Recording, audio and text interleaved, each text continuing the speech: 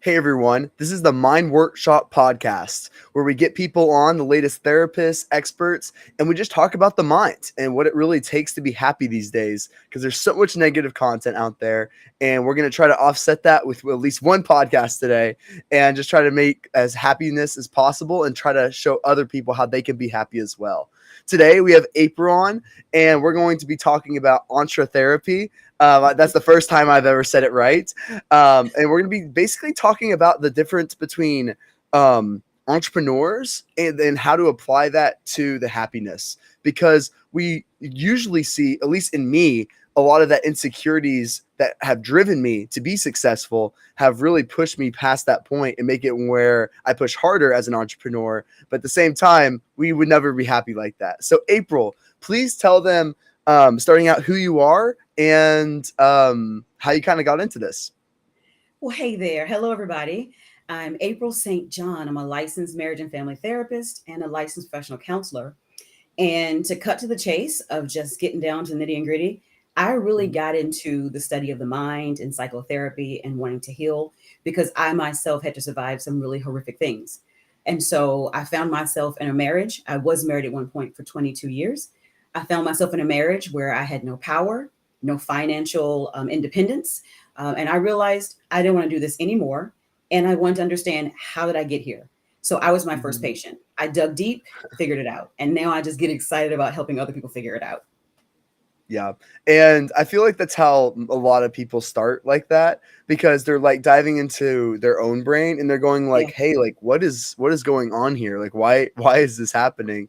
And then Hmm. if you ask why enough times, you can figure out a lot about yourself. If you ask three whys, that's a big like, you're like really deep inside your brain if you ask Right. three whys in. So it's really Yeah. fascinating.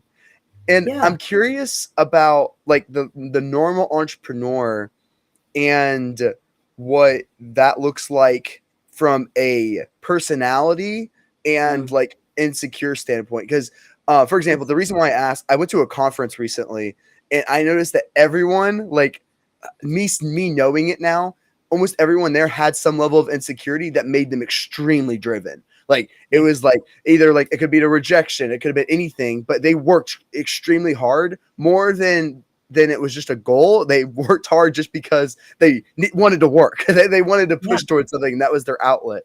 I'd love to get Hmm. your thoughts on kind of why you think that is, and then also what is the standard like personality traits that usually come along with being an entrepreneur. Yeah. I may not be the best one to answer a particular personality per se of the people that would become an entrepreneur. But what I found, I will say, is a level of trauma, no matter how much entrepreneurship or entrepreneurial pull we have in us. We all like to look at zodiac signs, right? Yeah. And I'm a Taurus. I'm not really into it, but hey, I get it. I get it. So I'm a Taurus. I've met hundreds of tourists, and none of us are alike because we all have our life experiences. So Yeah. the personality quirk or the idiosyncrasy, I would say, is in most entrepreneurs is either one of two things: a determination to create something they hadn't seen, that they've Mhm. come from, or running from something. So they're either running to or running away. And that Yeah. connects to the insecurity. It also connects to the rejection. And a lot of us are trying to prove something. One of my favorite motivational speakers is Lisa Nichols. She owns Motivating the Masses. And she says there are four things that drive us. We're either trying to protect, prove, hide, or defend. Hmm. Protect, prove, hide, or defend. And if we stop doing those four things, how free will it be? But for me, and I'm not sure of the exact personality, but I will say there's a level of drivenness to create something that we hadn't seen, or to run from something we already saw. So I don't know if that answers your question. Yeah, that's Yeah. amazing. Yeah. And no, like I really like that actually. And when it comes down to the protect, prove, hide, and defend, Mhm.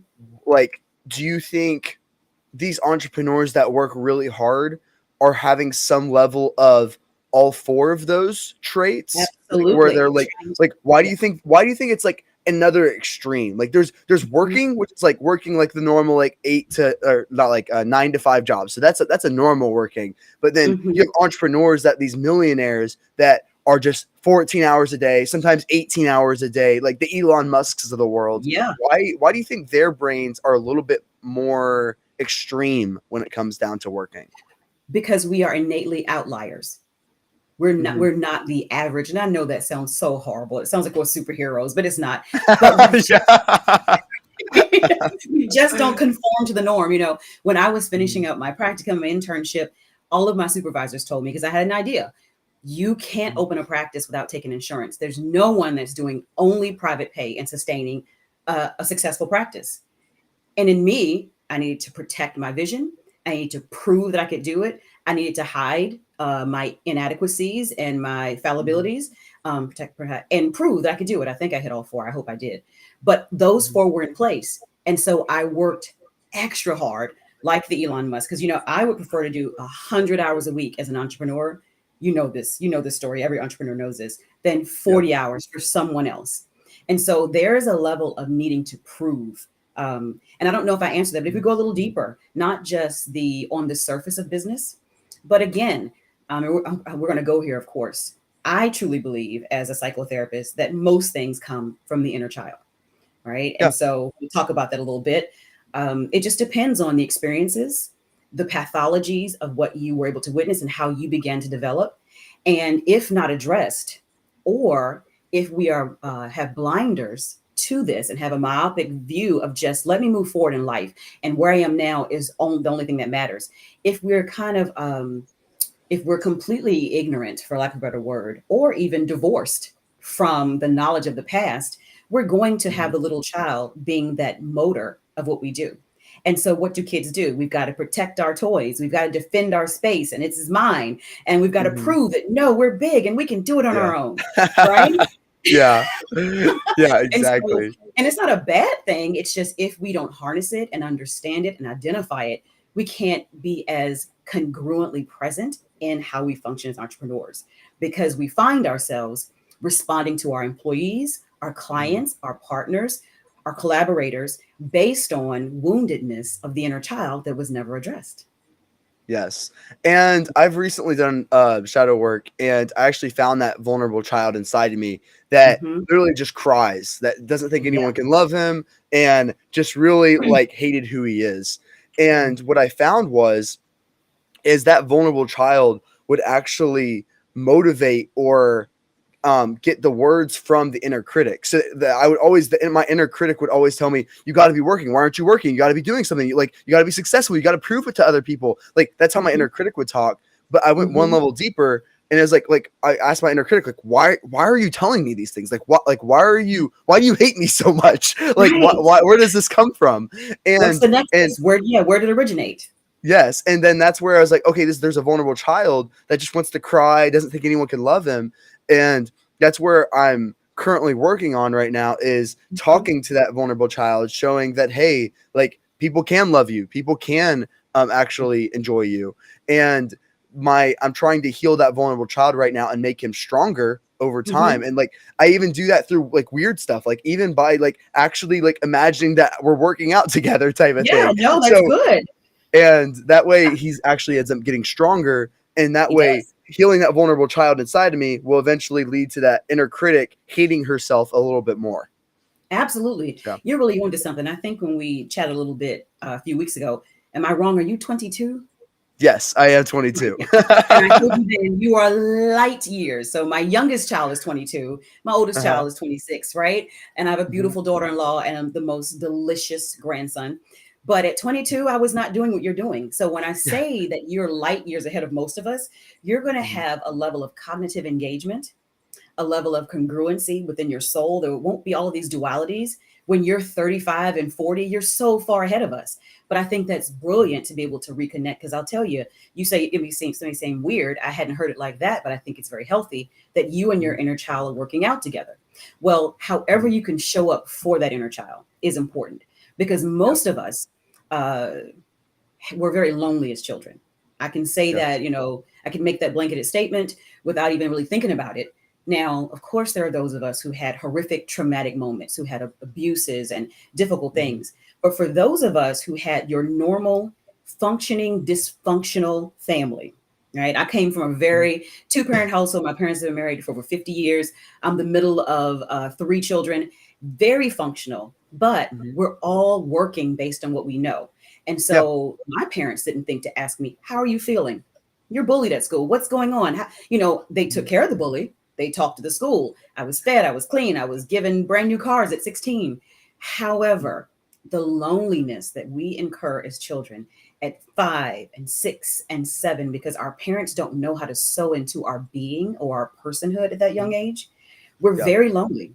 And so we grow up, that loneliness kind of grows as a cancerous cell alongside of us throughout. It's a thread all the way through who we are and who we have become. And if we don't identify it, then we are collecting people and collecting employees and having too many meetings and doing too many things just to have Yeah. community and tribe. That's just one point. I could keep going. Yeah, and like it also comes down to why did where's that negative voice coming from that Mhm. hurts the vulnerable child even more, and Yeah. that dynamic behind it. And for some reason, but before I say this, I had a really good mom, like an Right. amazing mom. Okay, so like Yeah. just to like start out with this, but for some reason, when it comes to women, like I have a lot of woman voices in my head that Mm-hmm. tell me that I suck, that I'll like a woman will Right. never love me, that like, and when it came to women, like it was like a very, very like almost Mm-hmm. abusive in my mind, abusive Yeah. relationship of saying like a woman could never love me and things like that. Even though I had an amazing mom, like amazing Right. mom, Right. and in every way, but at some way through school or whatever else, I developed that character trait, Mm-hmm. and that that fed the vulnerable child when it comes down to he loves being hurt, he loves being in pain and things like Yeah. that. And I would always chase girls that would reject me because it gave me that inner comfort from those other voices. Mm-hmm. And every time a girl would like me, I'd go, oh, I feel validated. Like I did, like I accomplished my goal. And then I would move on to the next girl until I eventually got rejected. And then once I got rejected, then I'm like, oh my gosh, like I gotta chase, like it was like, oh my gosh, I get that comfort. I gotta keep pursuing that type of Yeah. thing. And then I realized like, why am I doing this? Like, why do I Mm-hmm. keep doing this? Because I'm a confident person, but eventually I kept asking myself why. So where action items of where I kind of went with is the vulnerable child is here. The I call her the rebel anyway. Like Good. That's good. that's the person that like calls me like, hey, you suck, you're a loser, I don't want to do anything with you.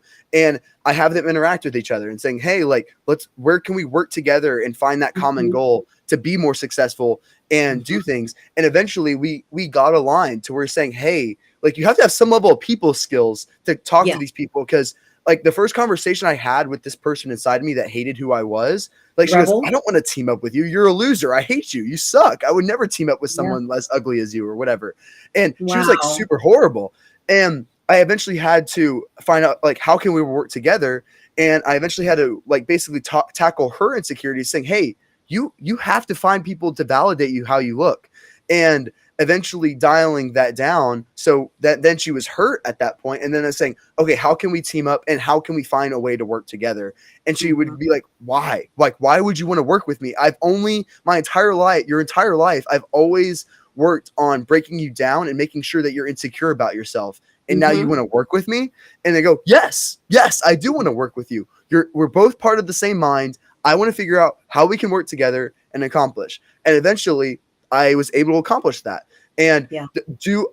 does she still call me a loser? Yes, but I let her speak now whenever she wants to. So Mm-hmm. like after that, after I let her speak, she says that, and then she goes, okay, I got my voice out. Like that's literally all I cared about. Like as long as she gets to speak whenever she wants to, we're good. And then she's happy on however she is. If you let those insecurities speak, then after literally 2 seconds, they go away. Mm-hmm. So it's really Mm-hmm. amazing. What are your Yeah. thoughts on all that?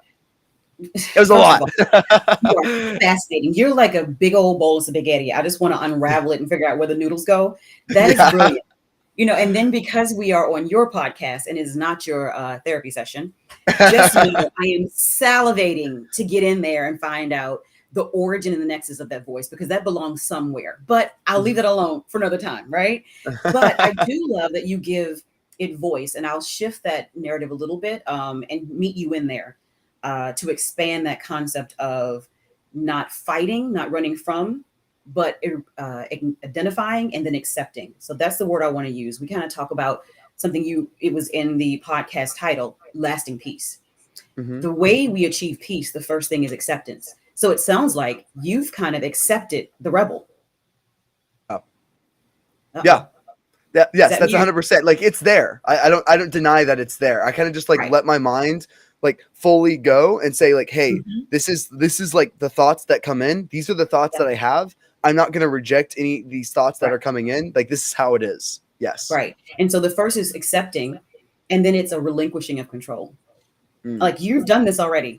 The last thing would be to then, once you've surrendered and relinquished control and accept it, this is when we begin to then cognitively engage. Like I'm telling you, like I had that written mhm, down, and you just spell that out exactly and what you've been doing.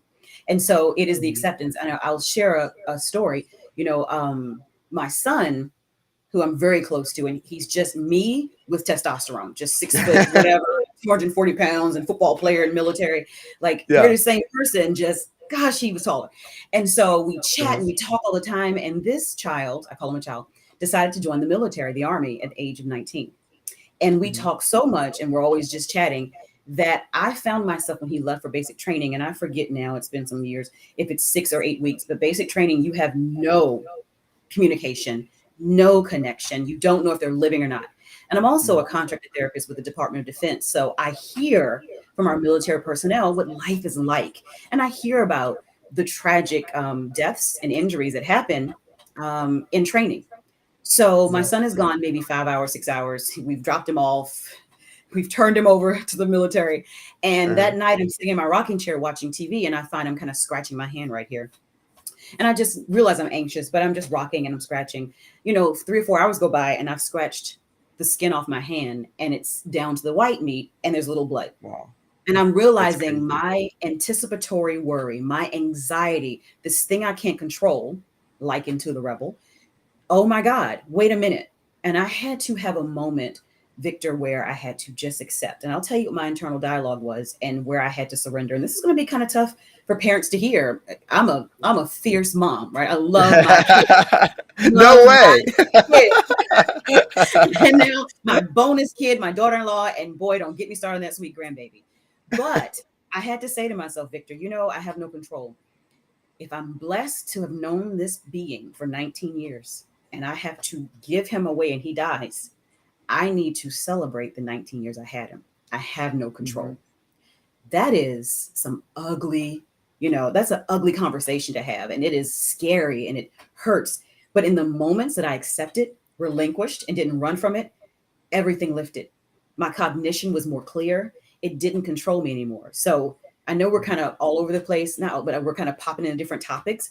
mhm, But in the concept of peace and how to attain that, it is the acceptance. It's radical, uncomfortable, um, divergent, unpopular acceptance and surrendering, and then actually engaging my cognition. Then I do my work on my cognitive distortions and being codependent and overly enmeshed with my child. Don't get me started, I've done my own work, but yeah.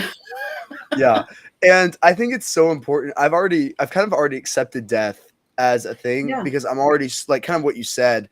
I've already been so what's the word? I've been so like I've been so grateful what I have so far, and like because I always think that the closer you are to life, the closer you are to death, the more Hmm. you feel alive, and I Yes. truly believe that statement, and that's Hmm. why I kind of live every day to my last. And I have it's part of my habits. I have to do one thing per day Yeah. that I how do I say this? I have to do one thing per day that if this is my last day, this is what I would do. It could be Yeah. telling my family I love them, or it could Wow. be like all these other things.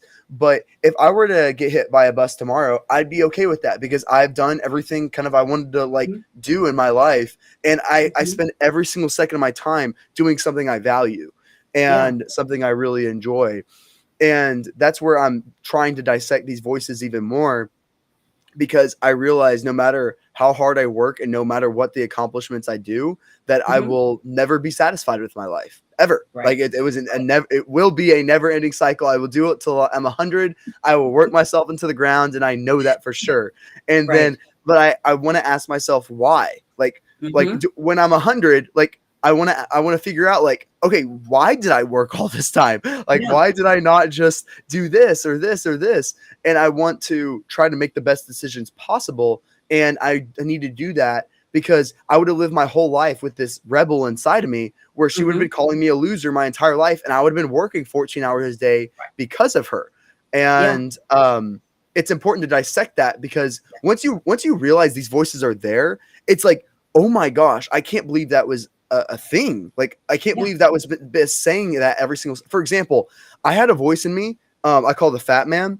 Anyway, he thinks he's extremely fat. Like, where Mm-hmm. like no Mm-hmm. matter in that, like I realized that I actually was me having those insecure thoughts that saying. Like, I always thought I was fat, so I would always try to diet. I would work Right. out. I would always make sure that I'm the skinniest possible. But then Mm-hmm. I realized I was never accepting my body for what it was. It was never like Right. a never ending cycle. I was like, okay, I Right. know something's wrong here. Yeah. And then I was like, okay, then I need to talk to myself and say, okay, there's actually a fat person inside of me that I'm Mm-hmm. super scared of, that I don't want to be and Yes. I don't associate with. And then I realized I had to integrate him, be on my team. And that way we can eventually work together and solve those Mm-hmm. insecure voices of always trying to like being scared of fat, being fat. Yeah. And if anyone with an untrained ear or more of a cynical ear hears of this conversation and thinks this dude, has, It's uh, crazy. Yeah. Yeah. they don't call it multiple personalities anymore, but dissociative disorder, right? They think something's going Yeah. on, but you're just more romanticizing and you're more demonstrative with naming cognitive distortions. And I said that before. And cognitive distortions are like mental filters and biases that all of us have that Mhm. feed our insecurities, ratchet up our anxiety, and make us feel horrible about ourselves. And it's Yep. because, the brain is taking in information all the time. And so the brain can cope with all the information. It does shortcuts. And so instead of saying, oh, I really should eat better and I need to get better sleep and I need to exercise and probably should drop 5 pounds for my, healthy cholesterol. Shortcut, you're fat and you're ugly. Distortions. And there's like 15 of them, right? But the way Yeah. you're approaching them, again, as the world is always evolving, Victor, you're just a disruptor in the way that is. Also want to go back to two things you just said. Well, Yeah. 2 points, what you said about never being satisfied. And we don't have to flesh that out during this podcast. I was about to say session. We don't have to flesh Uh-huh. this out during this podcast, but on your own time, ask yourself the why in the concept of you may have been given an internal motor that you need to continue to evolve. I've heard so many successful people say, yeah, I've achieved that, but what's next? And it's not an unhealthy concept. It is very healthy because we don't become Mhm. stagnant. But it's on one hand healthy. On the other hand, I'm in the protect, prove, hide, defend. I'm no good. I'm running from what I thought as a child. And so it becomes this maladaptive way of constantly running from ourselves in the sense of, I need to continue to produce or else I'm not enough. Please don't answer that now. But Yeah. at some point, I'm hoping you kind of come to terms with it's okay that you continue to go from one thing to the next. Because if Yes. you achieve it, now you're going on for the next thing, which is a healthy thing. Yes, and I do think progress is an essential piece of happiness. So there's Yeah. progress, but there's progress, and then there's a whole other level of drive toward that thing. So when you work at something like a normal, like let's just say this is a meter, and then there's a middle level, like where you're just kind of like working toward the goal and working toward that. But when you're fueled by insecurities, it's a Mm-hmm. whole other level of drive. Mm-hmm. Like, well, Mm-hmm. because right now I'm fueled by my inner critic saying I'm not good enough, I suck, I'm horrible, and Yeah. that makes it where this drive is extreme, where it's like I gotta be good, I gotta do this, I gotta go, and then my drive is a whole other level than most Mm-hmm. people because of those insecurities, and I even talked with myself. I was like, do I want to get rid of these insecurities? And it sounds like it's some Mm-hmm. question, but it's like, hey, No, no. do I want to work toward getting rid of these? And then I realized, like, yes, I do, because I'm never gonna be happy like this. I'm gonna be working just for the sake of working and not for the Yeah. sake of my actual goals. Like Mm-hmm. because right now my number one priority is being able to dissect my mind and Yeah. show other people how to become happy. But Mm-hmm. that's if you look at my time allocation, I spend maybe 10% of my time toward that. And Right. like, even Right. though it's my overall mission, like there's certain things I want to progress in, but my inner critic has a different agenda where she wants to say, oh, you got to be perfect, you got to do this, you got to be Yeah. amazing, and that creates a whole other different motivation shift. So where I'm Mhm. going with it is just like there's a level of motivation. There's Yes. normal where you're trying to progress, and then there's like insecure motivation where it's like Yeah. extreme. Yeah. And Mhm. I do not want to sound pejorative in this statement, but you know this, or Mhm. condescending, but the brain doesn't finish developing until 25 and some people 26, right? So in Yeah. no way am I being condescending towards you, truly. Hmm. But Yeah. you, like I said, you are ahead of the curve. And my hope is that you're patient with yourself as you continue to dissect your brain, because I think you're right where you're supposed to be trying to figure it out. Did that sound condescending? No. I No. hope it didn't. Yeah. No. I am totally open to criticism. Like Yeah. I have no No, pride. I have no pride for any of it's my just beliefs. biology. It's just Like, biology. Brain is yes. still developing. It's like you could say, "Hey, Victor, you're ugly." I'd be like, "Okay, cool. Like, let's talk about it." No, no, I would never. I actually worked with someone who thought they were extremely ugly. Mhm, It was a man. And mhm, the irony, similar to you, is this man was extremely attractive. I don't know if you were mhm. able to receive that, but you're a very attractive young man, right? Like I know your mom just thinks you're the cutest little, she wants to pinch your cheeks. This, this man was extremely, a very attractive man. He was a black man. And we Mhm, went backwards, making some correlational insights that he went to a predominantly white school. And mhm, he remembered the white girl saying, "Oh my God, you're so cute with your big lips. Oh my God, you're so cute with your full big old nose." And they would date him and maybe objectify him. But because he was removed from seeing himself in a certain way and he only had a particular perspective, he lost the ability to see himself clearly. And mhm, so, of course, we did that work. But anything we're thinking, whether it is, it's not good enough, we have to keep moving. I'm fat, I'm ugly, mhm, whatever we're thinking, 9 times out of 10, I'm a betting woman. If I could just get in there and I salivate to get in there and help people find those things, or this the correlational insights, like, aha, this is the why, and this is the here's what happened. But mhm, if we go backwards a little bit, we're able to find where we began to have the skewed thinking and how it grew alongside of us. I think I'm repeating myself mhm. there, but again, and then I want to talk on the insecurities. The concept of not being secure in the Yeah. sense of like food insecurity or growing up without, resources. I've watched the most wonderful one percenters stack their refrigerator with foods they know are going to go bad because of the unmet pain and insecurity of not having enough food. Um, and it's okay if that's our proclivity, that's our thing. None of us are perfect. It's about, I'll go back to it again, accepting, right? Accepting Mhm, who we are and our idiosyncrasies and working with them, not refuting them, not trying to change all the time, but just evolving with who we are. But again, yeah. it's identifying the insecurity so they don't have the power over us. Like you had the ability to identify the rebel and the fat man. Did I get them right? Mhm. Yeah. Yeah. Yes, that's their name. You got it. Yeah. And can you go into how?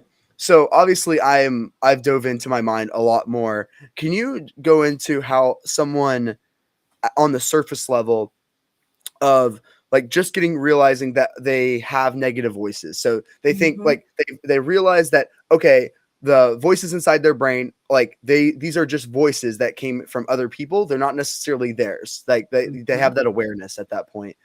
What is the next step where they can start identifying these insecure voices and those cognitive distortions is what you called it? Mhm. How Mhm. can they make the steps in order to becoming a happier person from that? Yeah. You know, so you started the question with if they know they have the voices. I want to take us a step back further. I Mhm, believe if they are unaware, and we're saying voices as if there's all these multiple personalities, but I want to say this mhm. differently for someone who may be really kind of confused by that concept. The fact that we have just an internal dialogue that's negative and unhealthy for us, an internal dialogue, and it may Yeah. take on different voices because as a child, if the babysitter said this, mom said this, dad said this, it has a different voice. So I want to kind Mhm. of normalize that, right? As we're talking Yeah. about voices. So the person that needs to start identifying these cognitive distortions or these voices already has anxiety, depression, or somatic issues. It's already affecting their body with, issues or chronic conditions. That's Mhm. a clue that something's not right. And so what they need to start doing then is actually starting to take that inventory. It's so not, for lack of a better word, it's not a sexy concept. It's not. Hmm. But you get that Yeah. sheet of paper out and you really start to write down every pain point. It could be as small as uh, the teller at the bank always kind of like dismisses me and shoves my receipt to me, all the way up to I truly have never felt good enough for anyone and I'm afraid I'm going to die alone. Hmm. To I am really good at what I do, um, but I'm not sure if my business will correlate to actually producing the gifting in me. Just all of those things. Being able to write all of that down and then able to be able to really explore them and do one of three things. Again, accept, challenge, or make huge changes. Yeah. When listening to you has listened to you do those three things. You've accepted that there's something going Hmm. on. There's something working against you. There's an internal dialogue. There's a duality. There's a battle in there. You've Hmm. accepted it. You're not running from it. And I'm really grateful and that you're not somewhere under a bridge with a needle in your arm, overwhelmed, right? Because so many people can't handle it. Yeah. Monday morning is one of the highest suicide rates because we don't want to go to Hmm. work. And we've got those voices, right? But you start to accept, or else you've challenged it. No, I'm not fat. Let's go to the gym. Yeah. All right. Or you And have taken your uh-huh. inventory or your points of references and you dispel them. So that was kind of a long, convoluted way of looking at that, but that would Mhm. be at the beginning. That, without having a human in front of me with their own issues, like I can't really pinpoint that, but being Mhm. able to identify and acknowledge it. I do find that we run from ourselves way too much, which creates a divide, and then we're Mhm. incongruent. And anytime there's a duality, you've got one on this side and one on that side. Um, call that cognitive dissonance, where there's disharmony within ourselves, two opposing forces working. That's when we have in that middle space, in that vacuum, that's when we have the depression and the anxiety and the creation of other mental disorders or bodily issues. So I'm going to share my brain and kind of like just for like Okay. 2 seconds. Yeah. And I've never like done this before, but I think it'd be like very valuable to kind of understand kind of what I'm talking about Yeah. when We should have had I a say these neurologist on things. here with us. Yeah, exactly. I'm gonna share my screen real fast. Right. Oh, which window is it? Here it is. Okay, perfect. So I'm gonna share my screen real fast. So I've mapped out my entire all the interactions between all the different voices I've had. Okay. Like this is the inner dialogue that kind of happens within my brain. Mm-hmm. And the reason why I'm showing this is because these insecure voices that I have on the left side right here, these are Okay. the ones that fuel my inner critic over here. Okay. So that's kind of why I'm showing this is because like you can see right here, these are the ones that fuel the inner critic right here, which Yeah. eventually leads to I call the crazy man, the one that says, go, go, come on, let's do it, let's go, come on. It's a more Yeah. positive person, Yeah. but Uh-huh. that inner critic eventually provides the fuel for the crazy man to do it in a positive way, saying, hey, Mhm. let's go, come on, let's go, let's move, let's come on. And it is a very positive person, but the underlying symptom of that was came from the inner critic saying you're not good Yeah. enough, and then eventually that led to the crazy man. And the reason why I'm bringing this up is because Mhm. you mentioned that the reason why I'm not crazy, and normally I should have been a crazy person. So under normal You could circumstances, have I been, should be the again, person that's I jumping agree. out of planes and then jumping out of cliffs and things like that.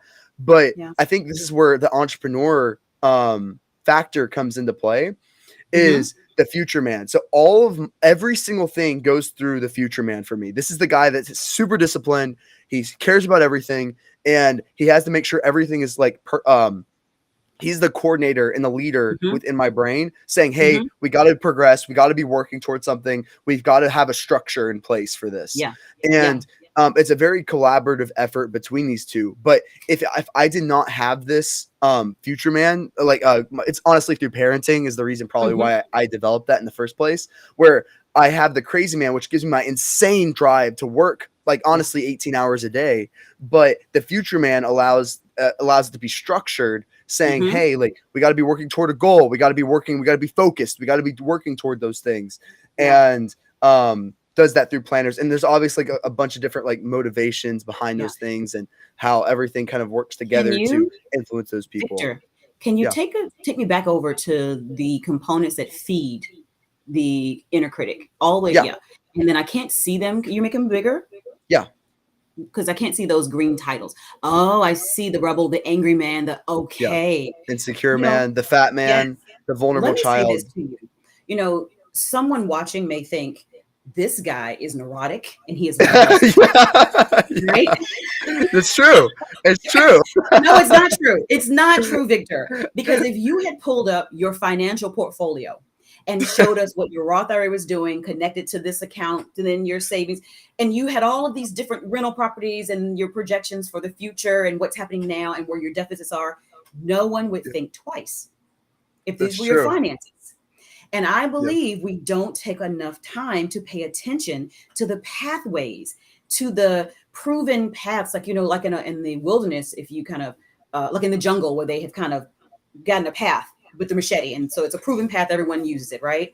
Yeah. Um, but it does not always healthy. You have taken the time to identify, map out all of your pathways and figured out, wait, let me reroute some of these things. A lot of us do this with meditation, prayer, and mindfulness. You just attacked it in a new way. Again, I'm not trying to be condescending, but at No, you're not. 2020, this makes sense for you. I couldn't do Yes. this, but no, you don't seem crazy. You seem like you're ahead of the curve. Yes, like, and what's insane is I've mapped out like every interaction and how like each particular thing interacts with each other. And anyone Yeah, that hasn't done shadow work, they will right. think I'm crazy. Like they will think, okay, Victor's insane, like anything else. But Can anyone you that give a couple of has done it, sentences? they Yeah, understand it. give a What's up? couple more sentences to what shadow work is for someone that doesn't know. Yeah, so shadow work is kind of like that inner dialogue that you have with yourself that you kind of just like let the voices flow in Yeah. and that you assign names to. So it makes it where it's a lot more tangible. So Mhm. when before you ever reach out to a shadow character, it's this like jumbled mess. I always think Yeah. of it like spaghetti. It's like this Yeah. abstract thing that's affecting you. You just don't know why it's affecting you. And then once you apply language to this abstract mess of spaghetti, Yes. then it starts becoming more streamlined. And now you can actually once you Manage. identified that it's there, the third thing you can do is communicate with it and say, Mm. hey, like for example, the rebel, like I go at like I ask why do you think I'm a loser?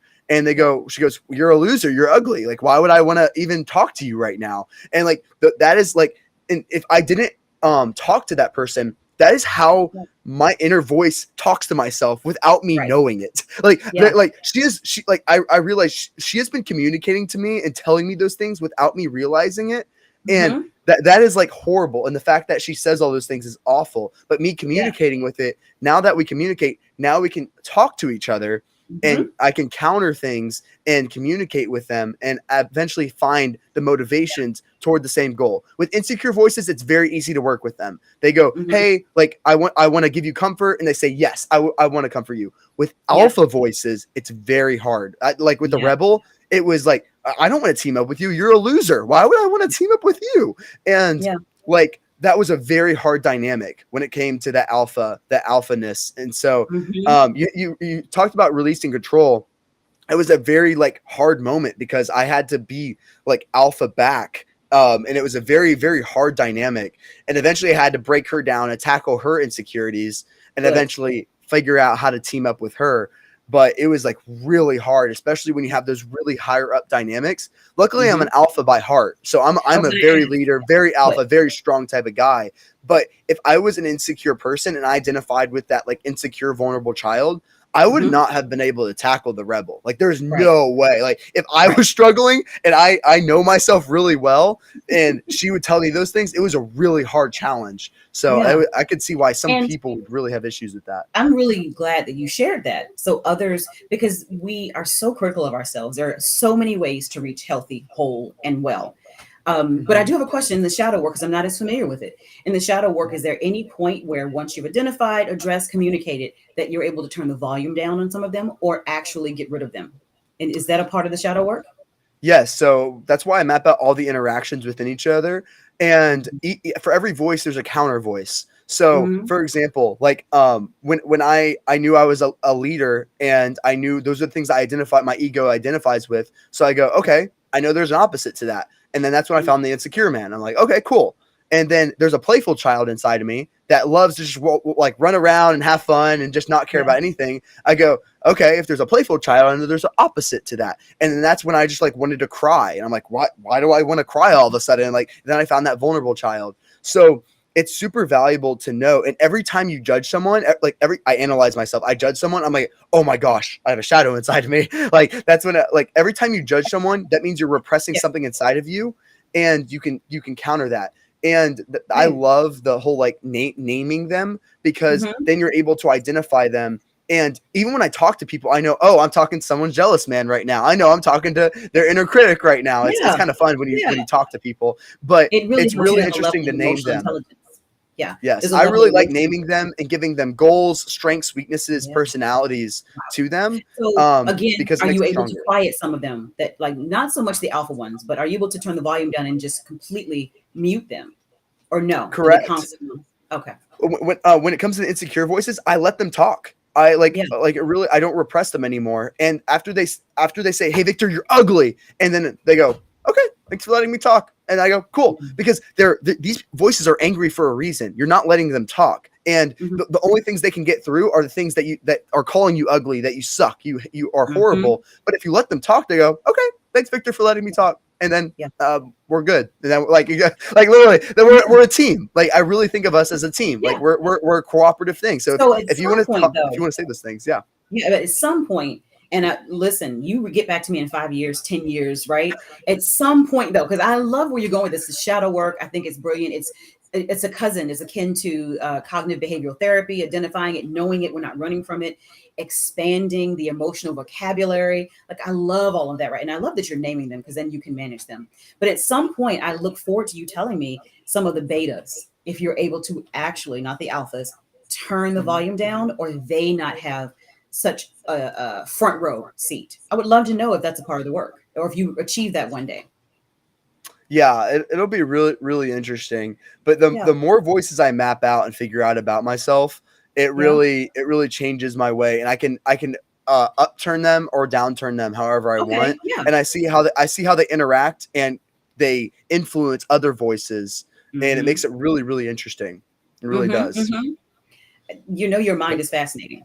And I give all the credit to my scientists. So to be 100% honest, there's a scientist inside of me that loves picking apart things. It's very naturally curious.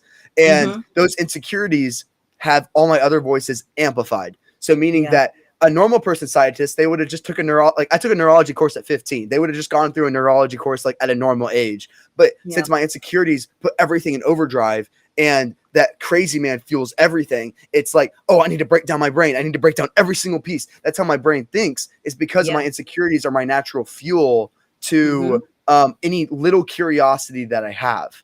Yeah. Just how it is. Which is wonderful. That's why at 22, you're doing what you're doing and talking to you're talking to. And I told you this before, when you talk like that with such passion and fervor, all I hear is Gary Vee. Right. One of my, private heroes. I'll tell everybody, because I'm telling that man can throw a curse word like nobody. Right. But I love me some Gary Vee, and look where his passion, drive, and seemingly odd, approaches have gotten him. So I want you to keep running with that. No matter who thinks it's odd or doesn't think that's too much, keep going with that. You're onto something, and you'll be teaching us at some point. And I want to end it with every voice, everything that you find curious, and every piece of content you listen to. There is a character inside of your head that naturally finds that interesting. So, for example, Gary Vaynerchuk, I have a kind man inside of me that Gary Vaynerchuk grew basically inside of me. So whenever I listen to Gary Vaynerchuk, that kind man, he gets that information. He goes, wow, I really like this information. Keep listening to that. I'm curious about that. And for every piece of information you ever consume, anything that you naturally find interesting, there's a character inside of your head that naturally finds that interesting, and you can identify it with that character. So any information that you talk about, basically the scientist just like drools over. He goes, oh my gosh, this is so interesting. I love this type of thing. But you'll figure that out as you start to consume all these different pieces of content, even different types of music. I started identifying certain types of music to certain voices. And for example, the vulnerable child loves breakup music. I love like if I'm tired, I know if I listen to breakup music, I'm gonna be super motivated to keep going and pushing through the day. Wow. So That's I know how to amazing. manipulate myself and motivate myself Yes. through those Well, things. no, it's not manipulated. It's really intelligent. I don't know how much time we have, but we as we start this session, it's all about knowing yourself and knowing again your proclivities, your idiosyncrasies, how you tick and working with it. So I didn't have the best bandwidth apparently when my first setup, right? And so you Mhm. asked me, I'm not the most in shape. I'm okay, and I'm knocking on 50. You asked me, hey, you got a better place? So I had to go upstairs, ring light, go back downstairs, and so you're like, okay, let's go, and I'm like. So I quietly know what's Mhm. happening with me. So it's not manipulation. I've learned my Mhm. tools to realize I need to now interrupt my parasympathetic nervous system. You didn't even notice. I was on screen. I did some bilateral progressive relaxation techniques. I just did it down Mhm. here on my legs. It is just like people are like, what? What did she do? But understanding when you have been in a heightened moment and not so much, instead of trying to suppress it or manage it or white knuckle it, really let yourself have it and know how to work with it. If I Yes. could leave anyone with anything, it is the concept of accepting yourself 100% radically and then working with that. Mhm. It's not about changing, it's not about adapting. Oh, I think adaptation is one of the most ugliest words when it comes to our society. Mhm. Be different, right? And then work Yep. with that. So again, I stress, yes, someone may think you're a wild man. What is that? They would not have said that had you shared your financial portfolio and all of the So I'm really excited for you. Thank you so I much. hope I And know you in 5 to 10 years to see how where this goes. thank you so much. So that's all we have time for today. This is an amazing conversation. I know we can do this for 7 more hours. Super, super engaging. I love your energy. I love everything about you, April. And can you please tell the audience how to potentially find you, Yeah. contact you if they ever want to continue this conversation? Yeah. Actually, I just began a very particular 12-week program for anyone who needs to flesh this fully out. So they can connect to those links. I sent it to your people in regards Mhm. to scheduling a free 30-minute consultation with me to see if you'd be a good candidate and I'd be good for you. And so you can make an appointment with that link. But again, I'm on social media. My practice is Living Anew Counseling and Consulting. So on Instagram, it's living two underscores anew. On Facebook, it's Living a New Thought with April. And I think that's about it. Yeah. Or just you can Google the company. But yeah. Cool. Awesome. Thank you so much for joining. And thank Yeah. you everyone for listening. I hope everyone has a great rest of their day. Thanks for Yeah. watching, and let's talk next time.